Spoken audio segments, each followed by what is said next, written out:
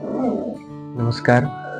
आज बात करेंगे डिटॉक्सिफिकेशन प्रोसेस के ऊपर। आयुर्वेदा में कैसे डिटॉक्सिफिकेशन किया जाता है या कौन सा प्रोसेस से डिटॉक्सिफिकेशन प्रोसेस को कंप्लीट किया जाता है।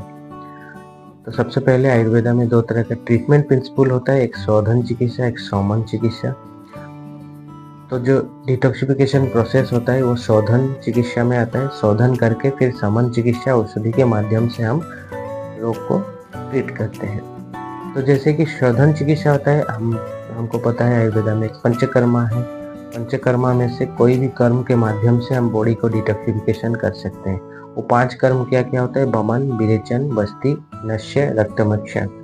ऐसे ही 5 कर्म बमन, बस्ती, विरेचन, रक्तमक्षण एंड नश्य, ये 5 कर्म जो होता है ये जनरली हम डिटॉक्सिफिकेशन प्रोसेस या शोधन चिकित्सा के तौर पर यूज करते हैं।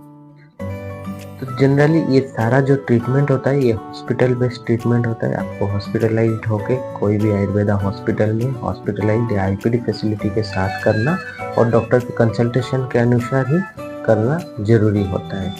तो सबसे पहले ज़्यादातर हम क्या करते हैं आज के समय में, डिटॉक्सिफिकेशन जो इजी प्रोसेस होता है, या तो हम वमन कराते हैं, वॉमिटिंग, या तो फिर विरेचन कराते हैं, मोशन। तो मोशन के माध्यम से हम अगर देखेंगे तो वो भी 2 तरह का हो सकता है। एक सद्य विरेचन, जो कि विरेचन कहा जाता है, वो पंचकर्मा में से एक प्रोसेस है।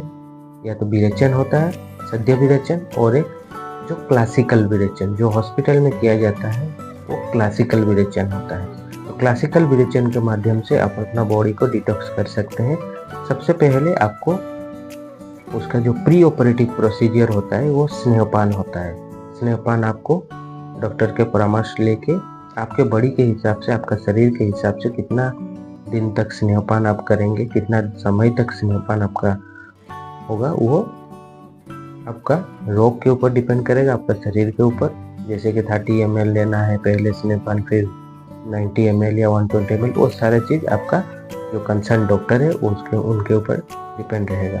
जैसे ही ख़त्म होगा स्नेहपान, उसका और एक प्री ऑपरेटिव प्रोसीजर शुरू हो जाता है, वो कि अभ्यंगा, जो कि सारा बॉडी को मसाज किया जाएगा। वैसे ही उसके बाद ही जब मसाज कंप्लीट होता है तब हम आते हैं उसका ऑपरेटिव प्रोसीजर, जो कि विरेचना करते हैं। आपको विरेचना का दवाई डॉक्टर्स के कंसल्टेशन के परामर्श अनुसार वो डोजेज में दिया जाता है, और फिर आपको मोशन होता है। और मोशन होने के बाद फिर आपको वैसे ही डाइट फॉलो करना है। डाइट बहुत ज़रूरी होता है विरेचना प्रोसेस में। डाइट को अब फिर कंटिन्यू रखना है अगले 7 दिन।